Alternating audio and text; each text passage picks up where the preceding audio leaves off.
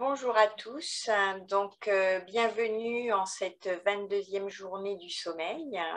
J'ai le plaisir d'animer ce webinaire grâce au CHU de Lille et à l'INSV qui est vraiment le soutien majeur de cette journée particulièrement importante pour nous et dont la thématique aujourd'hui était cette année, le sommeil des enfants et de leurs parents en 2022.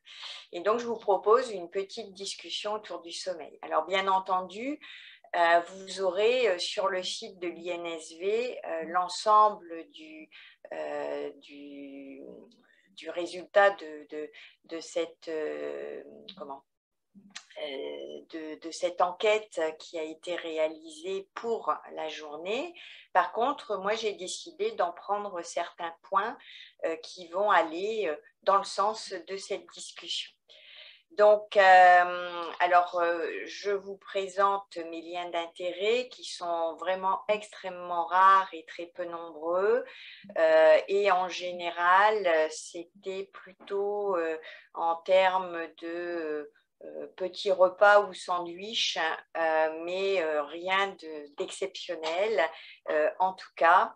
Et j'ai oublié juste de noter un lien d'intérêt avec Biocodex, je m'en aperçois juste maintenant,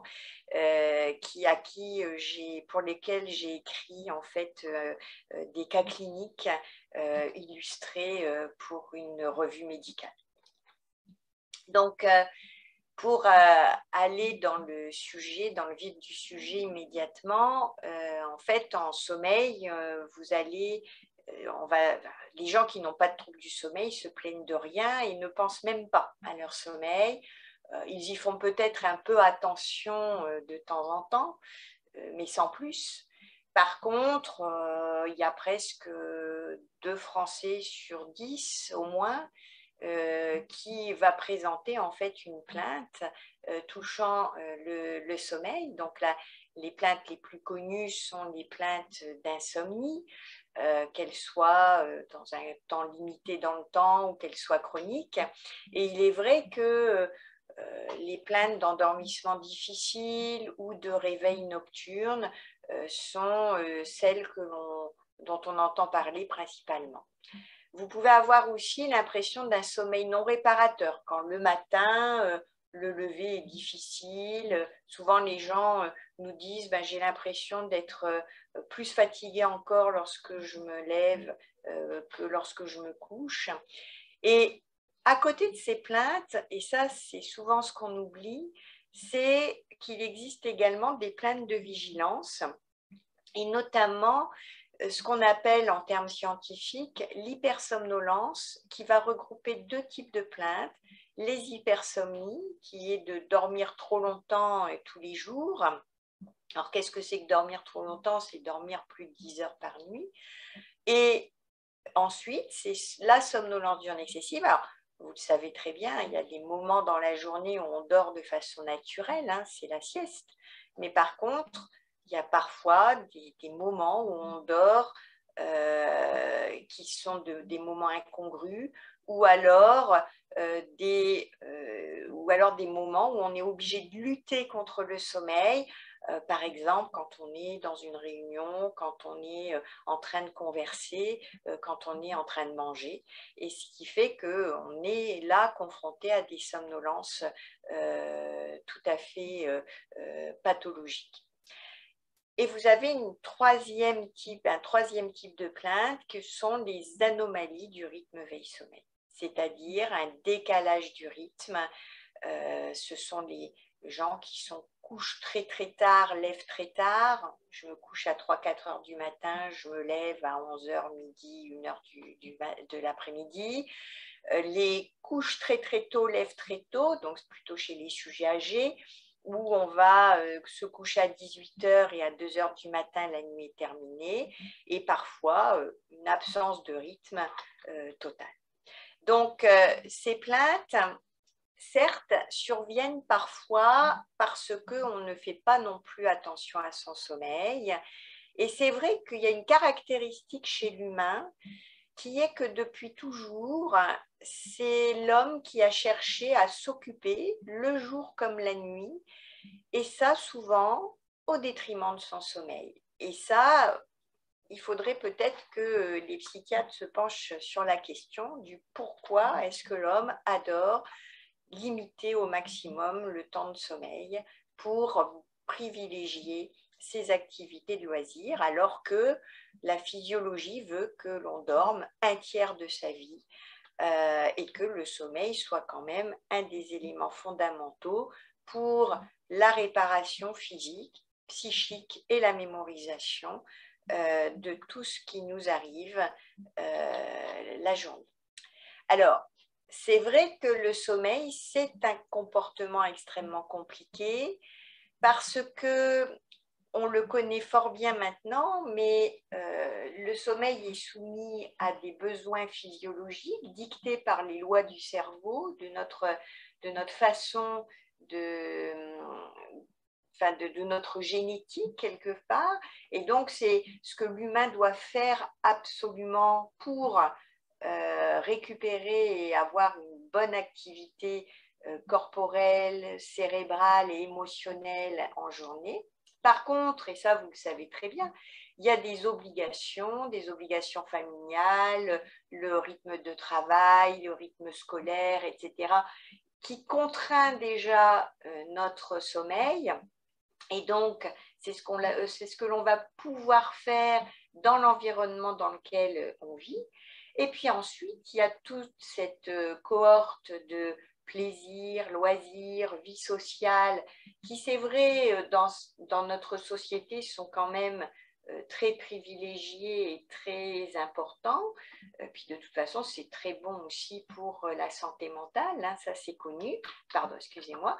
Et donc, c'est ce qu'on a envie de faire. Alors, j'ajouterais aussi que dans le sommeil, il y a parfois des attentes qui sont complètement erronées.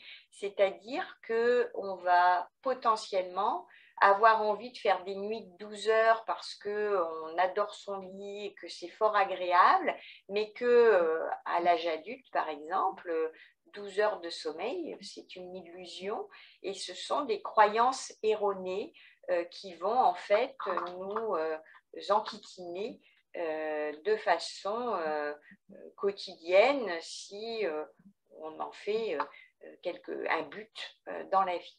Et donc, entre ces trois aspects, votre sommeil va être un petit peu malmené, ça va être un compromis à signer en fait entre votre sommeil, votre cerveau et vous-même et ce que vous avez envie de faire.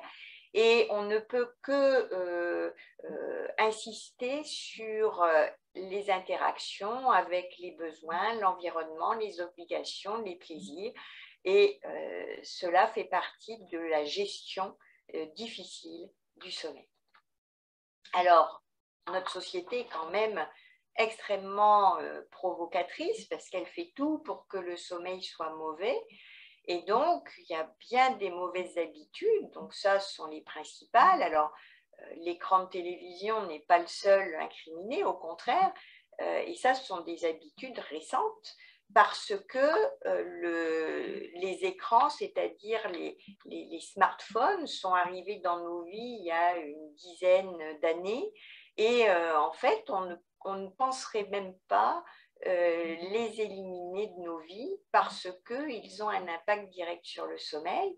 Et ce qui est intuitivement connu comme étant mauvais pour le sommeil, tel que le café, ne l'est pas forcément par rapport à d'autres comportements comme la lecture sur smartphone le soir ou la nuit, la gestion des écrans, qui est quelque chose qui est tout à fait entériné dans notre société.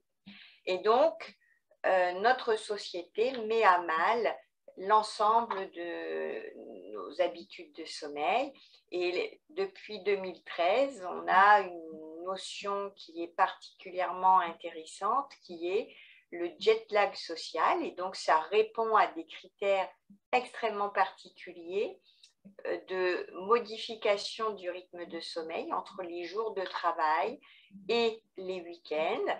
Ça répond bien entendu à des critères extrêmement précis sur le plan médical, mais c'est vrai que notre société est en grande partie responsable de modification de nos horaires de coucher, de lever et donc de physiologie du sommeil.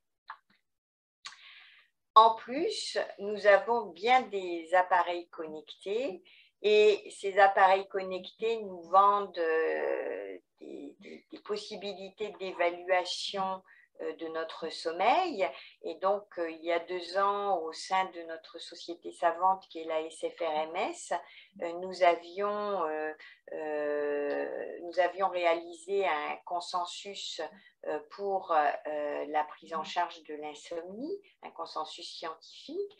Et nous avions discuté de l'intérêt des appareils connectés.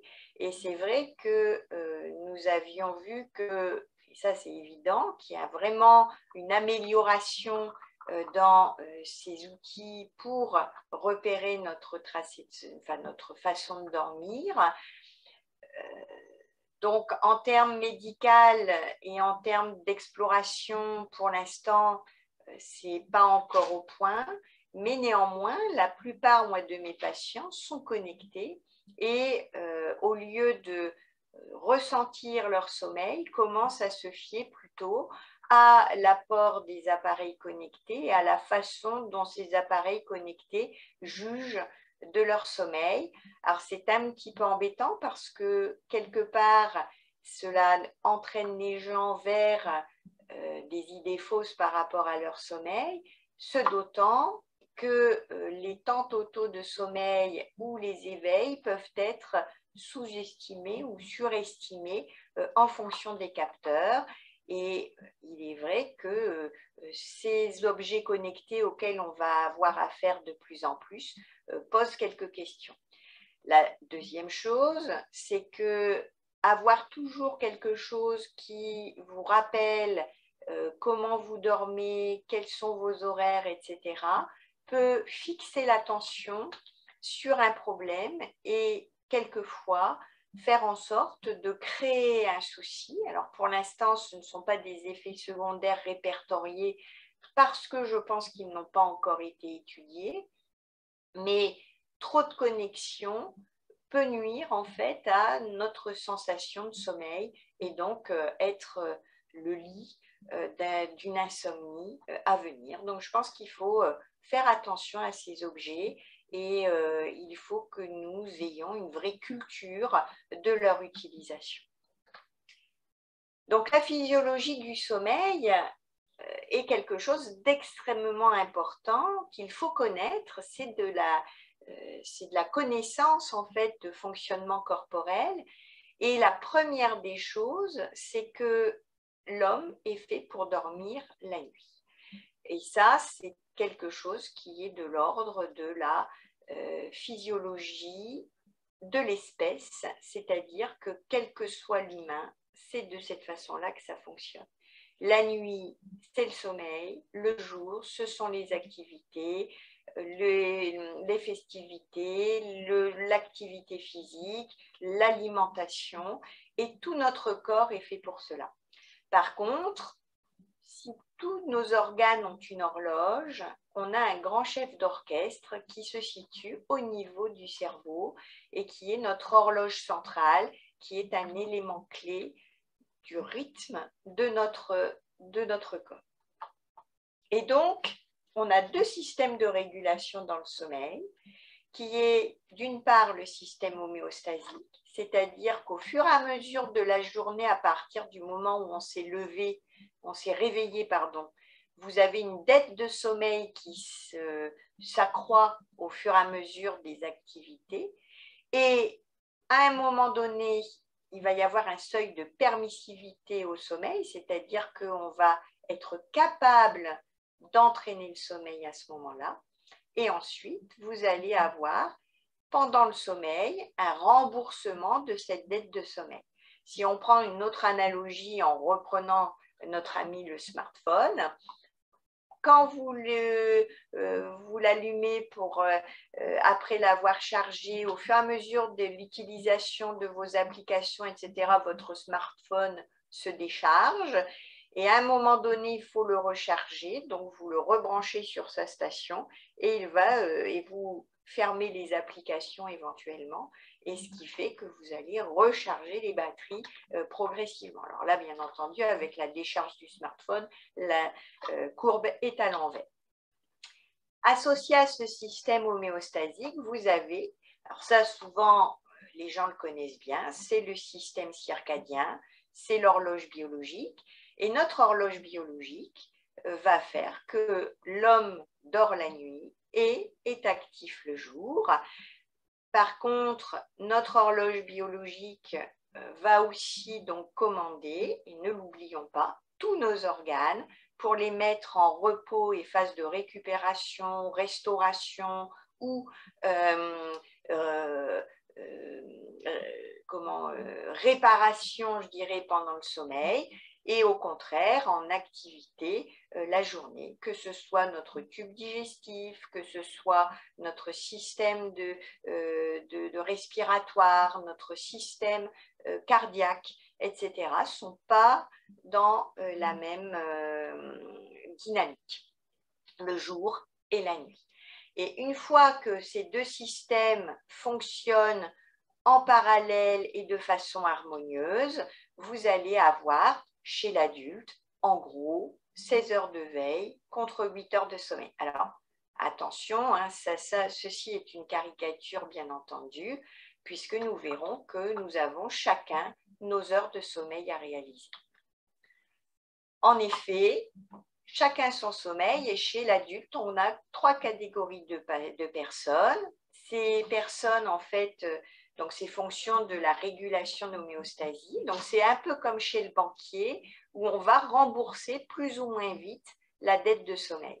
Et donc, vous avez des petits dormeurs, environ 6 heures de sommeil, des moyens dormeurs à 7-8 heures de sommeil, et des gros dormeurs, 9-10 heures de sommeil, sachant que dans 75% des cas, on est moyen dormeur chez l'humain.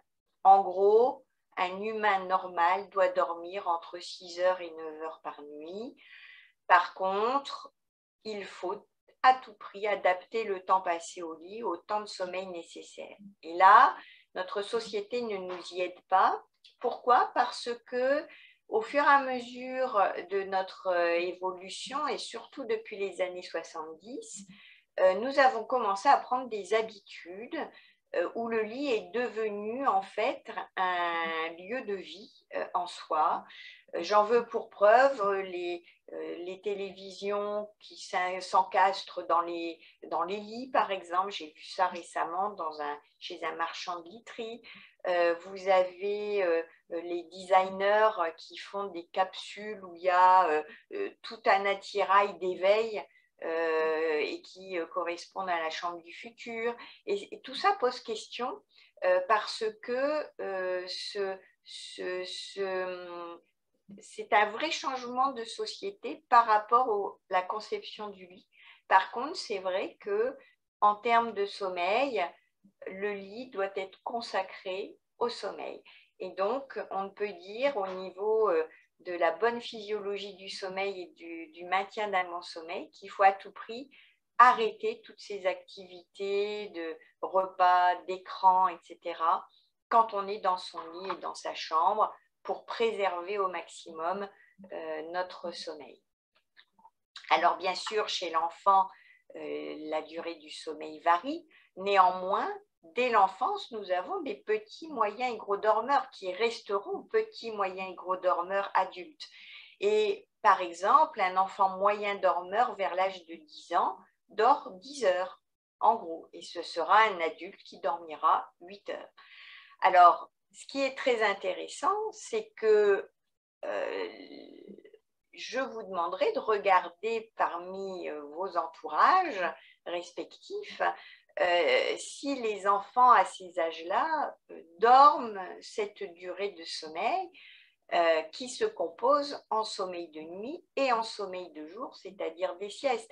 Et vous serez souvent assez étonnés, alors que vous pensez qu'il n'y a pas d'énormes erreurs réalisées, qu'en fait, le temps de sommeil de vos enfants n'est peut-être pas forcément suffisant. D'autre part, l'un adolescent a tendance à dormir plus qu'un enfant de 10 ans. Et là, notre société, de nouveau, nous pose quelques questions, puisque les rythmes scolaires à partir du lycée sont des rythmes scolaires où on oblige les adolescents à se lever extrêmement précocement. Et c'est vrai que chez des jeunes qui sont spontanément déjà couche tard et qui ont une grosse activité de devoir quand même, parce qu'on va dire que la plupart des adolescents travaillent pour l'école, et c'est vrai que les loisirs, les activités sociales de cet âge font qu'ils sont souvent en grande restriction de sommeil. C'est vrai que cela pose quand même quelques questions. Donc, la répartition des siestes change et il faut bien avoir en conscience qu'à partir de 3 ans, de 3 à 6 ans, la sieste va diminuer progressivement et va s'arrêter en général. Ça correspond à l'entrée en classe primaire. La deuxième chose, c'est que vers l'âge de 3 ans, la sieste doit durer au maximum 2 heures et être unique l'après-midi. Chez le sujet plus âgé, au-delà de 65 ans, la nécessité de sieste va ressurgir. Alors ça correspond souvent au moment où on va aller à la retraite, parce qu'on va pouvoir vivre à un rythme moins contraint et selon ses besoins. Par contre, si la sieste n'est pas indispensable chez l'adulte, un temps de repos est souvent le bienvenu. Alors c'est vrai que ça c'est assez culturel parce qu'il y a des sociétés dans lesquelles la sieste est plutôt une bonne, quelque chose qui est recommandé et qui est valorisé.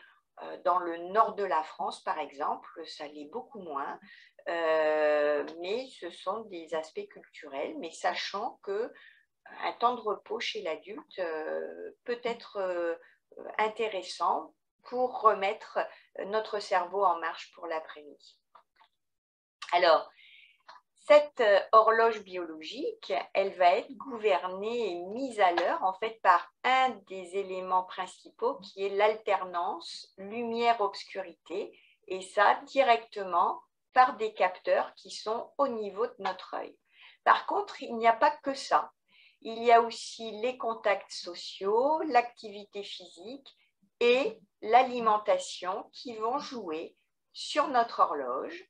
Notre horloge biologique va faire en sorte de sécréter la mélatonine qui, lorsque le cerveau ne reçoit plus de lumière, va produire en fait de la mélatonine et cette mélatonine va synchroniser de façon endogène nos rythmes et notre sommeil. Alors, il faut bien avoir en conscience que notre horloge centrale, la mélatonine comme donneur de temps interne, vont en fait permettre à des éléments d'être en raccord en fait et être synchronisés avec un rythme veille-sommeil particulier. Et surtout, le plus important, c'est la température, puisque pour dormir, il faut que notre cerveau, donc notre température centrale, diminue au moment de l'endormissement, être au plus bas pendant la nuit pour bien stabiliser le sommeil et au contraire, augmenter pendant la journée, être au plus haut en fin de journée pour qu'on ne puisse pas dormir à des moments où il y a déjà une pression de sommeil importante. Donc, ce sont ces synchroniseurs extérieurs, mais également le donneur de temps interne qu'est la mélatonine, qui va dicter ces rythmes de l'horloge biologique et qui va faire qu'on va dormir la nuit. Et donc, par contre, cette régulation particulière, et ce dès l'enfance, va créer là aussi 3 types de populations, les couche-tard, les lève-tôt ou les intermédiaires. Alors, il faut bien comprendre que ce n'est pas seulement être couche-tard. Être de typologie circadienne vespérale, c'est aussi être le plus en forme en soirée, le plus en forme que ce soit physiquement comme intellectuellement comme émotionnellement. On est au taquet le soir. Par contre, les matinaux, eux, ce sont des gens qui vont adorer le matin. Premièrement, ils vont avoir faim le matin, ils vont aimer se lever, ils vont être tout de suite en forme, ils vont être performants, que ce soit sur le plan physique ou sur le plan intellectuel, dès le matin. Et plus la journée va passer, et plus cette performance va se limiter. Alors, bien entendu, entre les deux, vous avez les ni couche-tard ni lève-tôt, ce sont les intermédiaires. Alors ça, bien entendu, tout comme petit, moyen, gros dormeur, vous allez en fait, ça va être génétiquement déterminé et donc il faut apprendre à respecter son rythme. Alors bien entendu, cette typologie circadienne est modifiée avec l'âge, avec notamment lors de l'adolescence un décalage de votre horloge progressive pour être maximal chez le vieil adolescent ou jeune adulte, en sachant donc qu'un ado devient couche tard, lève tard. C'est pour ça qu'il faut essayer donc, alors c'est vraiment très dommage pour eux que le rythme scolaire leur impose un lever si précoce, ça c'est clair. Par contre, il faut leur laisser la possibilité de récupérer le week-end. Donc, c'est les seules catégories de sujets à qui on va autoriser la grasse matinée.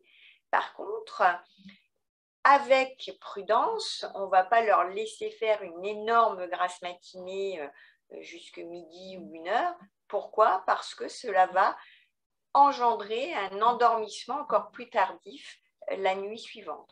Donc, on laisse une récupération parce qu'ils sont couche tard et que les rythmes scolaires les mettent en privation de sommeil. Alors, il n'y a pas que les rythmes scolaires, il y a aussi les petites habitudes, les écrans, les réseaux sociaux, etc. Donc, il y a tout un phénomène sociétal qui survient et qui renforce la privation de sommeil. Par contre, il est vrai qu'ils ont besoin de récupérer, mais avec modération. Donc, on dit en général 2-3 heures de grasse matinée en plus par rapport à l'heure de lever habituelle. Donc, c'est vers 10 heures du matin maximum, le lever. Mais en tout cas, on essaie de faire en sorte de juger d'un endormissement de bonne qualité les nuits suivantes. Alors ensuite, deuxième particularité, c'est que les adolescents mâles, masculins, sont plus couche-tard que les filles. Et après, chez les sujets âgés, le niveau est à peu près identique. La deuxième chose, c'est que si dans votre tranche d'âge, vous êtes plus couche-tard, plus lève-tôt ou intermédiaire, avec l'âge, vous allez être de plus en plus matinaux quand même. C'est-à-dire que l'adolescent qui est en vous est plus couche-tard que l'adulte que vous êtes éventuellement actuellement. Et cet adulte que vous êtes actuellement sera plus lève-tôt quand il sera âgé, dans 30 ou 40 ans. Ce qui fait que globalement, il y a une modification de votre chronotype progressif, enfin pas de votre chronotype, de votre rythme veille-sommeil, alors que le temps de sommeil, lui, ne bouge pas trop, parce qu'avec l'âge, vous aurez juste un peu plus d'éveil, un peu plus de sommeil en journée, mais le temps de sommeil, lui, sera à peu près identique à celui de l'âge adulte. Alors, on renforce ces synchroniseurs extérieurs en sachant que la lumière, l'activité physique, les repas et les contacts sociaux sont les principaux synchroniseurs, donneurs de temps extérieur importants pour l'humain. Et alors, j'oserais le dire, c'est qu'on le fait des petits. Notre horloge biologique a une petite particularité, c'est qu'elle n'est pas du tout calée sur notre rotation de la Terre, sur les 24 heures terrestres. On est légèrement décalé de... Alors actuellement, le chiffre officiel est de 24,1 heures. Et donc, il faut remettre à l'heure notre horloge biologique par le réveil le matin, l'alimentation, la lumière, les activités sociales. Et ça, c'est dès que l'on est bébé. Alors, les parents le font sans scrupule parce que ça leur permet de faire des nuits progressivement intéressantes. Et donc, après 4 à 6 mois de fatigue parce que le bébé se réveille et n'est pas encore calé, eh bien, on le fait pour qu'il se cale et que les parents puissent dormir. Et donc, chez l'adulte, chez le sujet plus âgé, on doit avoir un peu la même attitude.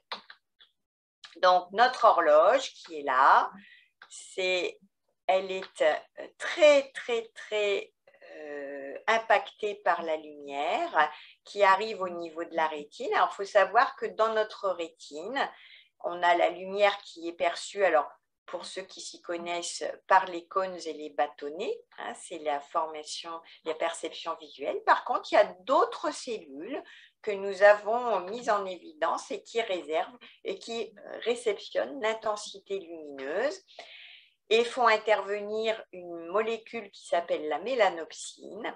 Et cette molécule, en fait, va être sensible surtout au bleu. Et donc, pour l'œil humain est particulièrement sensible au bleu et le bleu est particulièrement éveillant chez l'humain. Ce qui entraîne donc une modification des rythmes et des comportements en lien avec cette activité de lumière, en plus de l'activité physique, des interactions sociales et de l'alimentation. Donc, des bonnes habitudes qui se prennent des petits. Alors, il y a un programme qui est extraordinaire qui a été fait par nos amis de Lyon, c'est Mémé ton pige pour les enfants. Mais par contre, en fait, que ce soit enfant, adulte, on est à peu près dans la même dynamique, c'est-à-dire qu'il faut apprendre à se laisser aller dans le sommeil. Il faut essayer d'avoir un vécu le plus positif du coucher, du réveil, avec vraiment une bonne mise en place du sommeil. Donc, on doit apprendre alors, chez l'enfant, on connaît hein, l'auto-apaisement, mais c'est aussi vrai pour l'adulte. Et donc là, les techniques de relaxation, tout ça peuvent être particulièrement intéressantes. Et il faut toujours avoir en conscience que, en fait, vous avez un capital sommeil. Ce capital sommeil, il faut absolument le bichonner parce que ça va être un bon développement pour le futur et ça va surtout vous permettre de bien vieillir et globalement de diminuer au maximum les écueils que l'on peut connaître. Donc, il va falloir connaître les signes de sommeil, repérer ses rythmes, faire des rituels, mais attention aux rituels compliqués. Les rituels doivent être le plus simple possible pour être productifs, et ça, quel que soit l'âge. Et en gros, il y a 3 étapes, l'hygiène, la détente, le câlin chez l'enfant, et ensuite au lit. Et ça ne doit pas durer. Excusez-moi. Ensuite, vous avez le rituel du réveil. Souvent, celui-ci, il est un petit peu oublié. Alors, chez l'enfant, non, mais chez l'adulte, oui. Par contre, pas question de faire un réveil qui n'en finit pas, c'est-à-dire à coup de snooze répétés et de sonneries de réveil répétées. Donc, on met son réveil tous les matins à sonner. On se met dans la lumière, on prend une inspiration, une expiration, on boit parce que ça fait 8 ou 9 heures que votre organisme se déshydrate, et puis ensuite debout. Et puis bien sûr, donc la sieste à privilégier en fonction de l'âge de l'individu. Alors, sur l'enquête de l'INSV, hein, ce qui était assez intéressant, enfin l'enquête OpinionWay, pardon, pour l'INSV, ce qui était intéressant, c'est qu'il y a quand même des rituels qui surviennent de façon assez importante pour les enfants, et notamment faire le câlin, écouter une histoire ou lire, se brosser les dents. Alors ça, c'est marrant parce qu'on les retrouve facilement chez l'adulte. Mais ces rituels doivent être assez courts et assez rapides. Ensuite, le couchage du tout petit, c'est sur le dos, sur un matelas ferme avec une turbulette, une température de chambre de 18-19 degrés, pas d'objet dans le lit et un doudou de taille adaptée. On ne transforme pas les lits des enfants en zoo, ça n'a pas, puis on évite tout ce qui est lumineux, stimulant, etc. Le plus simplement possible. Et pour tous, c'est que le lit, la chambre, ça doit servir à dormir. Donc, on va éviter les écrans, les activités physiques avant le sommeil. On donne de bonnes conditions pour que le cerveau puisse être dans l'obscurité, dans le calme et pouvoir faire son job. Et surtout, surtout, on est très régulier dans ses horaires. Alors, c'est d'autant plus vrai chez les enfants. Et donc, on adapte son temps passé au lit, on respecte son rythme et on a une bonne hygiène de sommeil de façon à limiter les excitants, les toxiques, avoir une alimentation équilibrée. Donc là, notre grand combat actuel à l'INSV, c'est qu'un jour, on ne parle plus au niveau gouvernemental que de manger, bouger, dormir. Donc, c'est trois choses qui sont extrêmement importantes pour avoir un beau vieillissement, une belle évolution de notre organisme et des activités physiques de qualité, plutôt dans la matinée que le soir en général. On fait attention à sa literie, une chambre qui doit être dans l'obscurité à une température fraîche. On veille à une bonne qualité de l'air et surtout, les nuisances sonores sont redoutablement négatives pour une bonne qualité de sommeil. Alors, bien entendu, vous allez voir plein d'applications où on vous vend tous les mérites de tel ou tel pour le bien dormir. Le petit problème auquel on est confronté, c'est qu'il n'y a aucune preuve scientifique. Alors, on a quelques applications éducatives, par exemple mon coach sommeil au réseau Morphée. Ça, c'est des choses qui peuvent être intéressantes, notamment chez des ados, mais le paradoxe, c'est qu'on va avoir une gestion du sommeil par les écrans, alors qu'on demande aux gens de ne pas être exposés aux écrans pour dormir.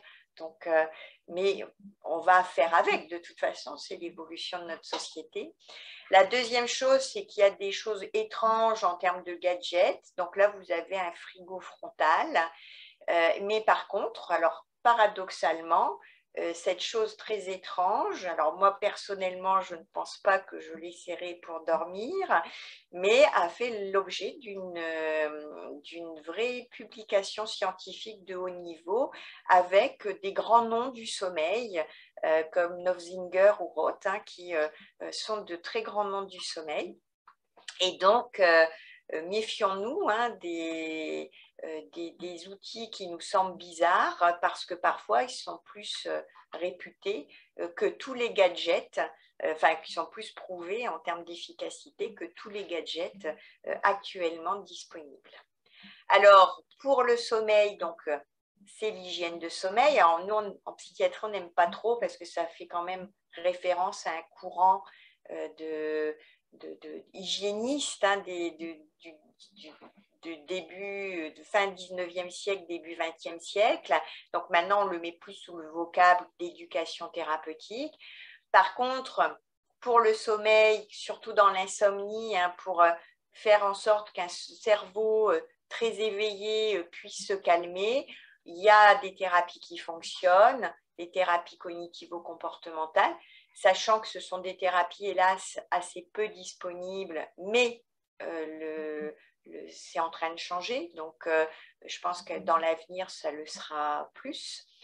Et on a des thérapies adjuvantes. Donc, ça veut dire qu'elles sont très intéressantes pour les prises en charge des troubles du sommeil, mais soit le niveau de preuve scientifique est encore un peu faible, soit est en cours. Mais par exemple, la méditation ou l'hypnose sont de bons amis des troubles du sommeil. Alors, bien entendu, hein, l'hygiène de sommeil seule, on sait que quand il y a un problème de sommeil installé, ça ne va pas suffire. Les thérapies cognitivo-comportementales sont des thérapies qui demandent un vrai travail de la part du patient, une vraie modification de comportement, et ce n'est pas facile de le faire. Donc, c'est quelque chose d'assez compliqué pour les patients, mais par contre, elles fonctionnent extrêmement bien. Et toutes ces thérapies nécessitent un petit peu de temps et de patience pour en obtenir de véritables résultats. Par contre, de temps en temps, on a le droit d'un hypnotique. Donc, je vous rappelle, hein, les hypnotiques, donc il y a le zolpidem et le zopiclone. Ce sont des hypnotiques pour une très courte durée. En général, on est à 3-4 semaines de traitement, pas plus.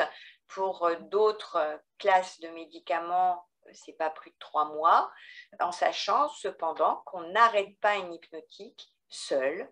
On en parle à son médecin parce que le sevrage mal fait en hypnotique va générer une aggravation de l'insomnie et une aggravation de votre anxiété. Donc, vous êtes absolument perdant.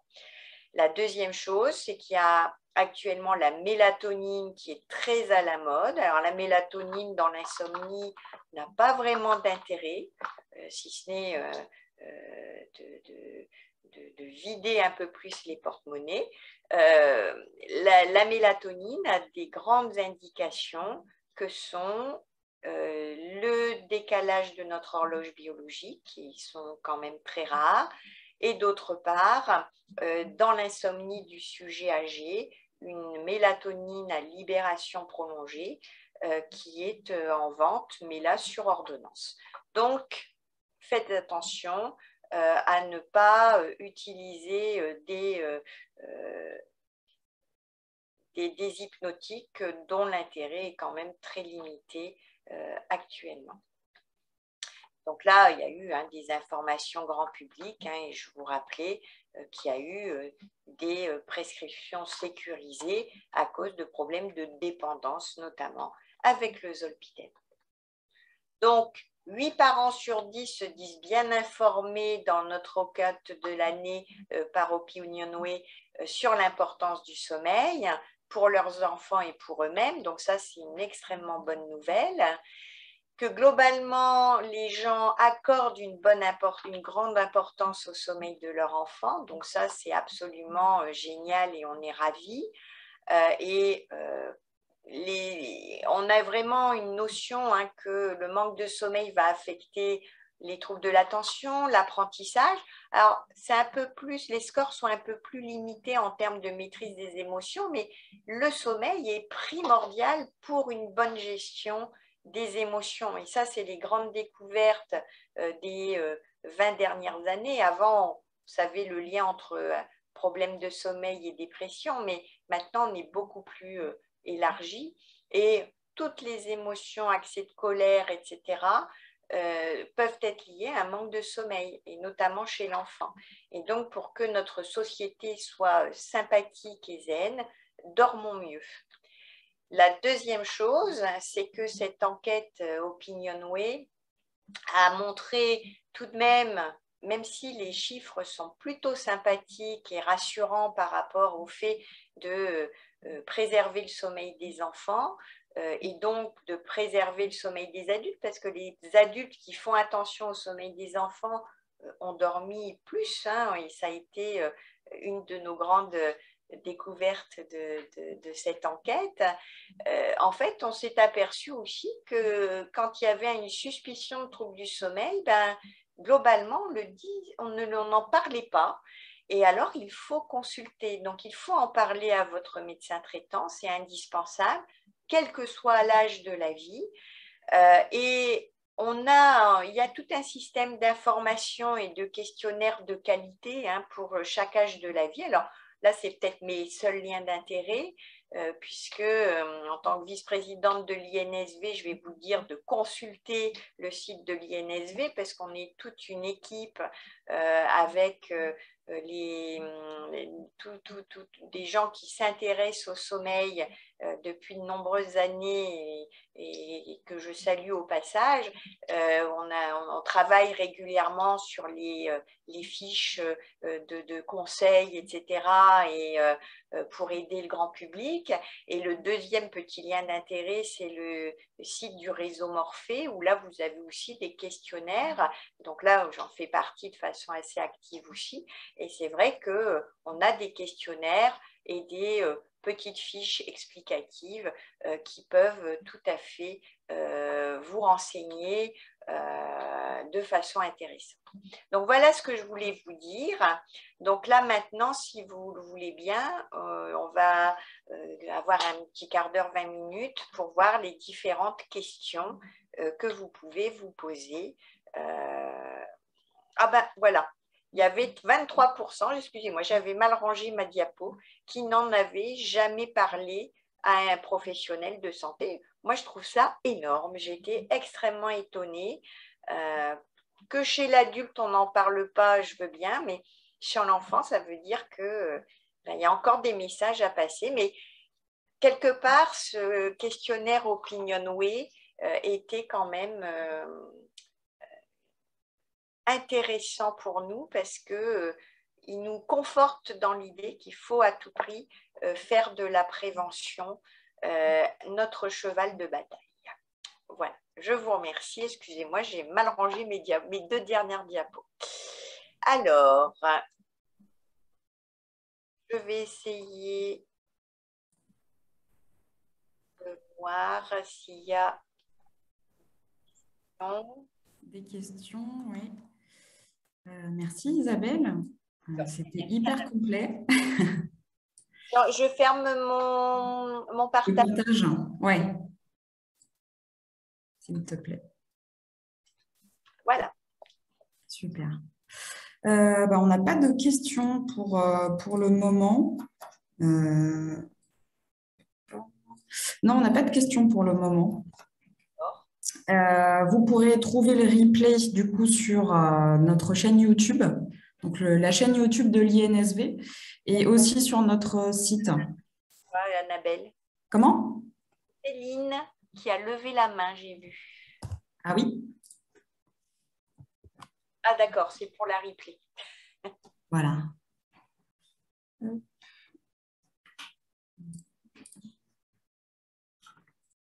Il y a quelqu'un qui a levé la main. Oui, c'est... Alors, je vois qu'il y a une question sur la durée des siestes. Donc pour l'enfant, vous avez vu, mais le replay vous pourrez regarder de façon plus précise. Je n'ai pas insisté, mais il y a des durées de sieste qui sont assez consensuelles. Chez l'adulte, on est plutôt à...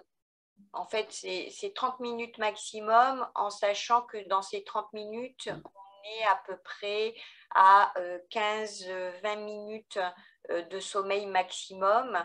Et on sait que sur le plan de la récupération de la vigilance, 10-15 minutes de sommeil semble être l'idéal pour l'humain. Donc, chez l'adulte, je dirais...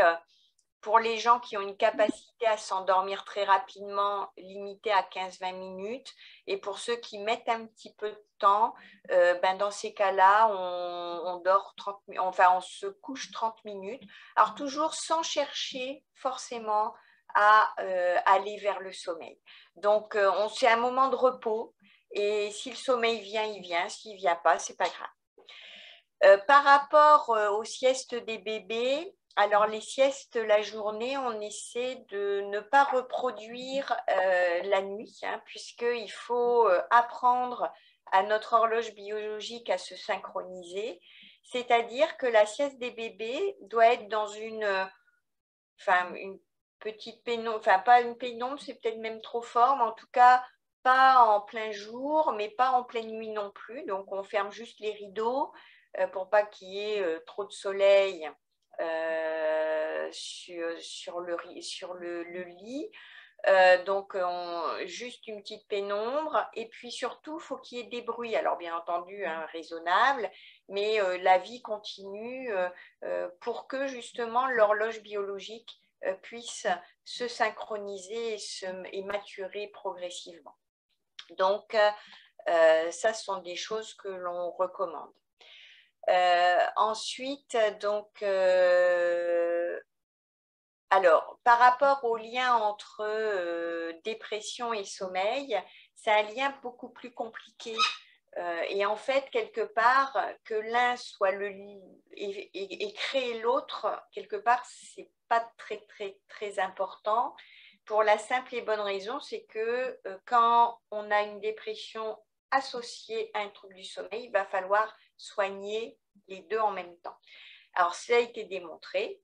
L'insomnie est un facteur de risque de dépression, mais en général de pathologie mentale, hein, de toute façon.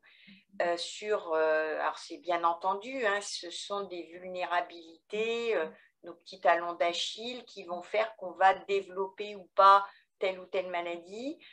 Ça va même plus loin, souvent c'est des multiples facteurs. Alors la dépression peut avoir donc une part génétique, il peut y avoir une part environnementale, il peut y avoir une part d'événements de vie, etc. Donc c'est vraiment ce qu'on appelle les facteurs de risque multiples et le sommeil en fait partie.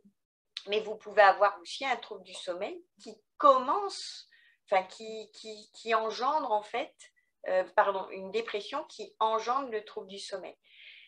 La seule chose qu'il faut avoir en tête, c'est que maintenant, et ça ce sont des études des 10-15 dernières années, on a montré que le trouble du sommeil, l'insomnie, pouvait en fait évoluer pour son propre compte, même si le trouble qui l'a généré disparaît. C'est-à-dire que vous pouvez avoir soigné votre dépression, ne plus être dépressif et conserver votre insomnie, par exemple, parce que l'insomnie est devenue une maladie en soi. C'est ce qu'on appelle maintenant le trouble insomnie. Alors, ça, c'est important parce qu'il va falloir soigner ça parce que c'est un véritable facteur de risque de rechute de la maladie mentale, de la pathologie mentale, de la dépression.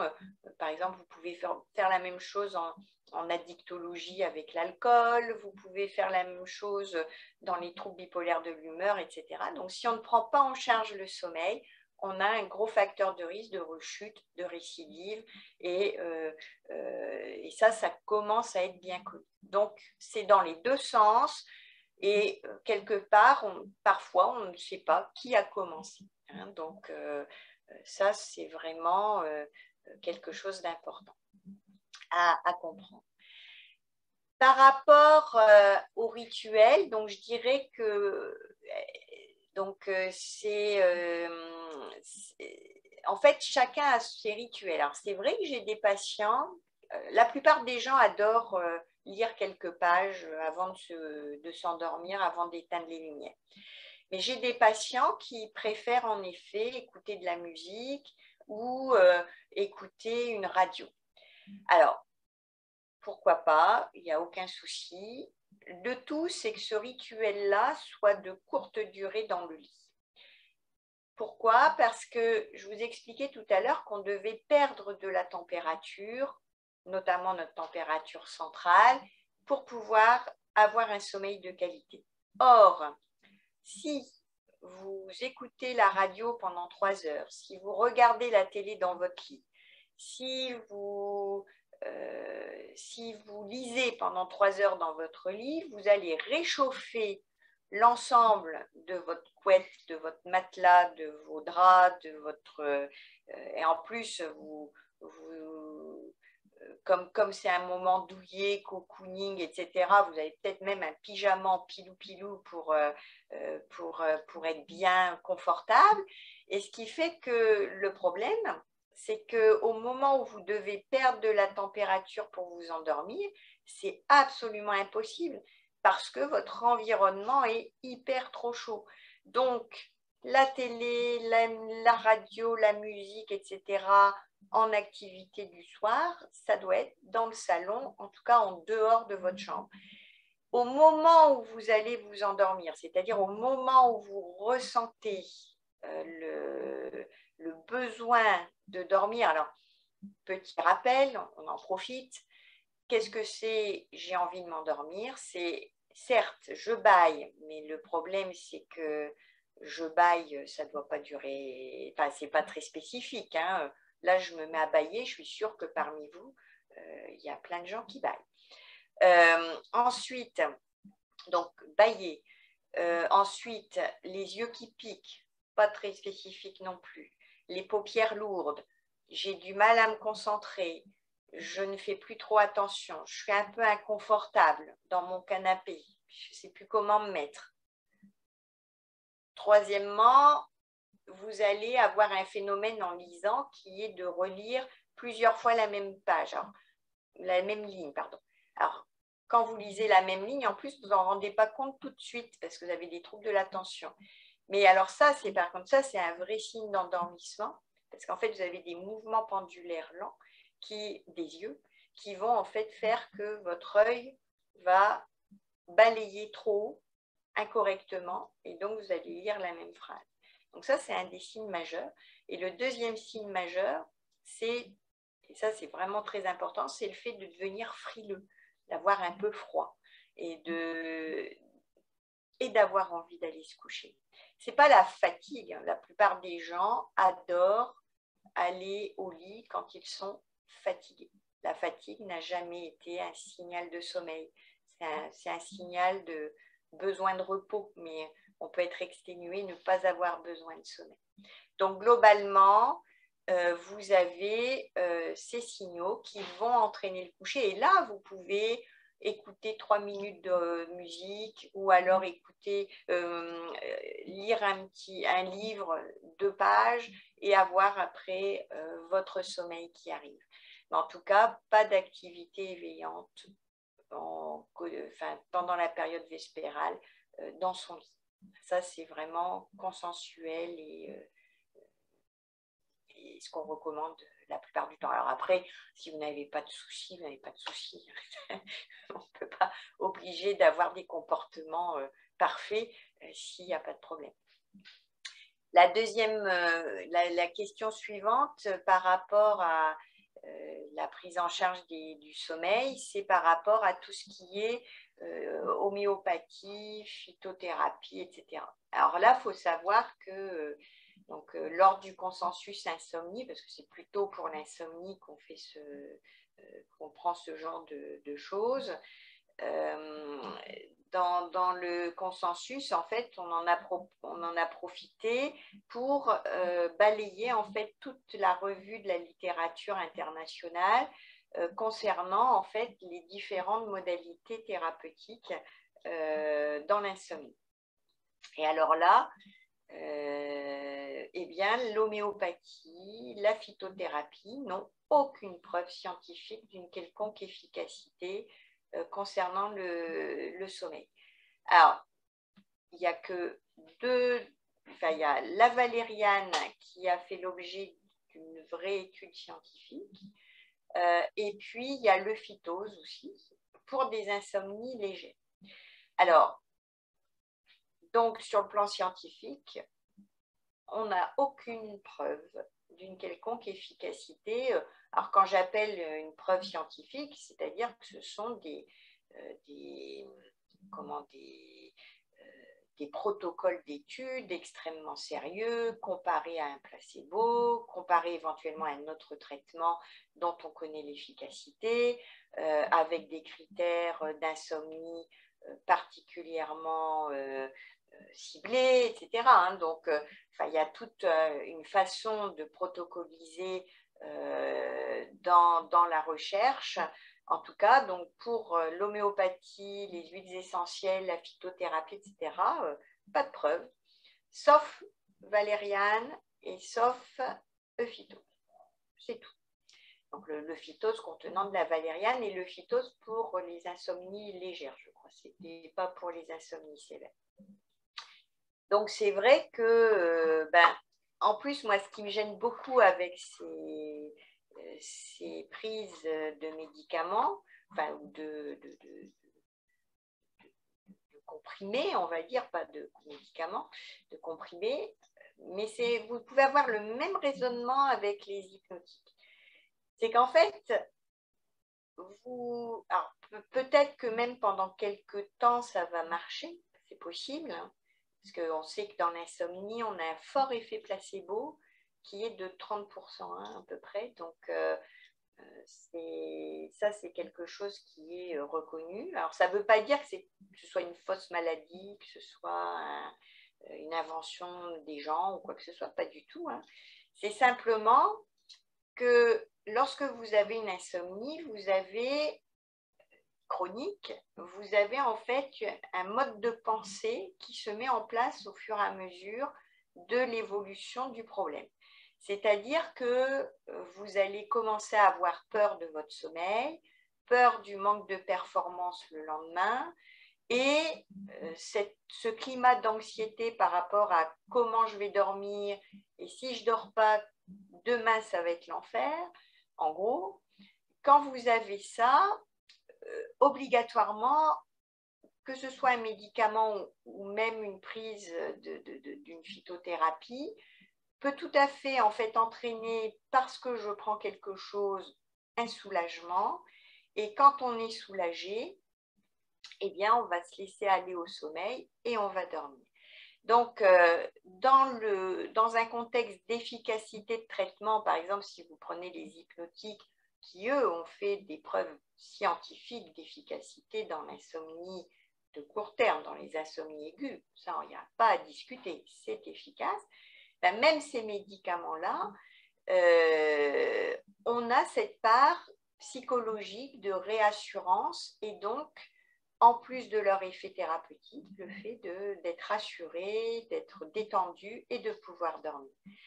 Et le problème, c'est que quand vous avez une expérience positive de ce type-là, il est très facile de faire un lien qui est un biais cognitif, ce qu'on appelle nous un biais cognitif, qui est de faire le lien entre je prends quelque chose et donc je peux dormir. En fait, vous oubliez juste une chose, c'est que le seul à faire le job, c'est votre cerveau. Parce que c'est votre cerveau qui, lui, va entraîner le sommeil et va faire en sorte qu'il se stabilise. Et donc, quel que soit le comprimé que vous preniez pour dormir, en fait, vous contribuez à la mise en place de ce cercle vicieux qui fait que lorsque vous ne le faites pas, vous aggravez votre problème de sommeil. Et quand vous aggravez votre problème de sommeil parce que vous n'avez pas fait votre petit rituel, pris votre petite phytothérapie ou alors fait votre tisane et que d'habitude ça marche, le fait de ne pas le faire va entraîner une majoration de votre insomnie potentielle. Et là, vous allez faire un court-circuit en disant c'est quand même ça qui m'aide à dormir. Et donc là, vous êtes coincé dans un cercle vicieux. Et si on ne travaille pas, l'insomnie va perdurer. Donc, moi, je dirais que c'est presque un effet nocif, entre guillemets, psychologique de toutes ces molécules qui sont en vente facile en pharmacie. Et donc, je pense qu'on a plus à gagner pour l'instant, en attendant qu'un jour, j'aimerais bien pour les insomniaques, qu'un traitement génialissime apparaisse et permette de gérer l'insomnie juste en prenant un petit cachet. Ce serait génial. Ça n'existe pas, c'est comme le poids, hein. Il n'y a pas de pilule miracle qui fasse maigrir. Mais en attendant, travailler plus les comportements de sommeil et la façon de penser le sommeil, donc par les thérapies cognitivo-comportementales, c'est ce qui fonctionne bien mieux. Et donc par rapport, il y a une autre question sur le GABA. Alors là, c'est pareil. Donc le GABA, oui, c'est un médiateur, un neuromédiateur que l'on produit nous-mêmes dans notre cerveau. Et en fait, les médicaments qui agissent sur les récepteurs GABA, ce sont les benzodiazépines. Vous savez, là, ces traitements on montre du doigt systématiquement parce qu'ils n'ont que des effets secondaires. En fait, je suis désolée, mais ce sont des traitements qui sauvent les vies, hein, et donc ce sont d'excellents médicaments quand on les utilise bien. Alors par contre, ils n'ont pas d'indication au long cours, hein, ça c'est évident. Et de toute façon, c'est bien marqué sur la notice, hein, c'est pas plus de 3 mois. Et pour les zolpidem et zopiclone, qui sont des dérivés, c'est pas plus de 4 semaines. Hein, donc ça, il n'y a pas à tergiverser. Si on les utilise bien, ils sont exceptionnels. Par contre, on ne les arrête pas tout seul et brutalement parce que il y a des phénomènes de dépendance et d'accoutumance. Donc, on doit les arrêter très doucement et le sevrage est tout à fait possible. Par contre, pour permettre ce sevrage en douceur, il faut à tout prix avoir déjà suggéré son problème de sommeil et son insomnie. Donc, il faut avoir réalisé des thérapies cognitivo-comportementales. Sinon, les arrêter sauvagement, c'est un échec quasi assuré. Et c'est très difficile. Hein. Moi, mes patients, ils sont volontaires pour travailler avec moi.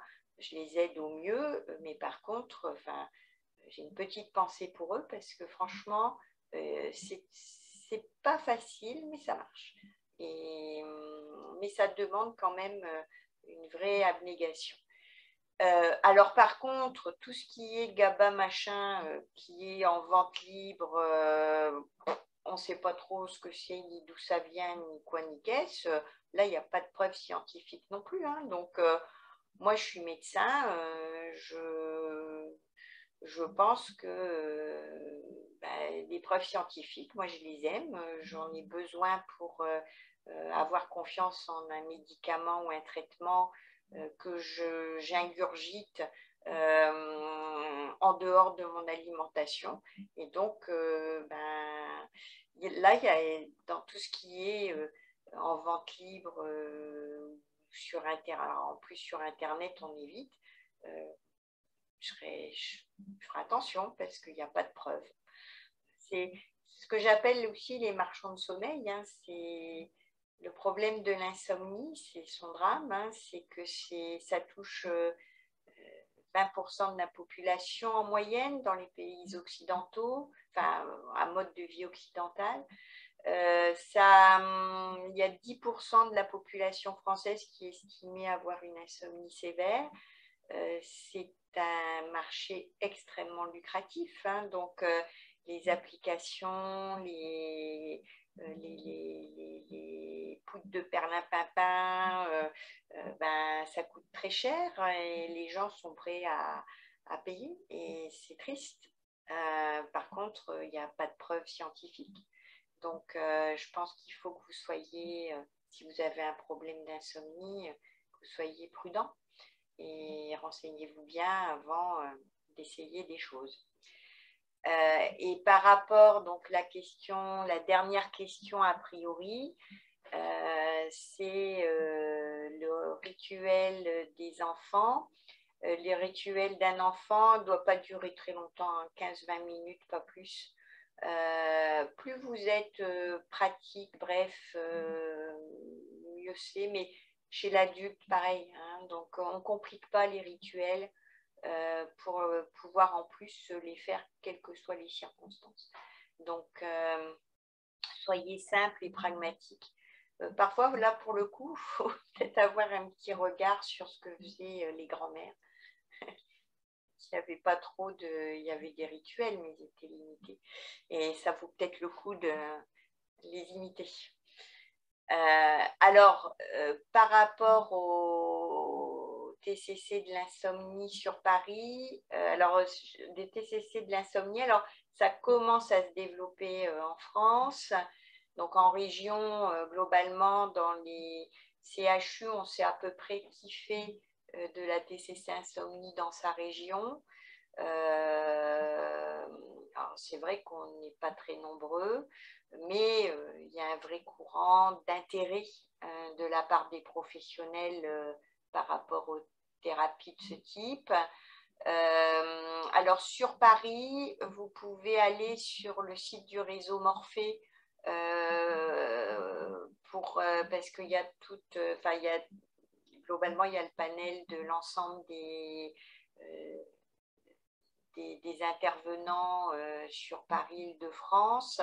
Et puis, il y a aussi des ateliers qui travaillent l'insomnie. Donc, je dirais que c'est le plus simple. Et après, il y a l'Hôtel-Dieu aussi, où il y a des groupes de thérapie cognitivo-comportementale qui sont réalisés. Et après, téléphonez, renseignez-vous auprès des centres de sommeil qui sont répertoriés au niveau de notre société savante, la SFRMS. Et là, vous verrez les TCC qui sont proposés dans les gros centres de sommeil. Hein, donc n'hésitez pas. Et en région, en général, les unités de sommeil savent vers qui vous adresser. Donc là, moi, je n'ai plus de questions. Oui, je pense qu'on peut s'arrêter là du coup. Je pense aussi. Donc, je vous souhaite une bonne journée. Je l'ose une bonne journée de sommeil. C'est un petit peu paradoxal comme appellation. En tout cas, c'est une journée qui est extrêmement importante pour nous et je suis ravie que vous ayez été aussi nombreux à être intéressés. Donc, merci.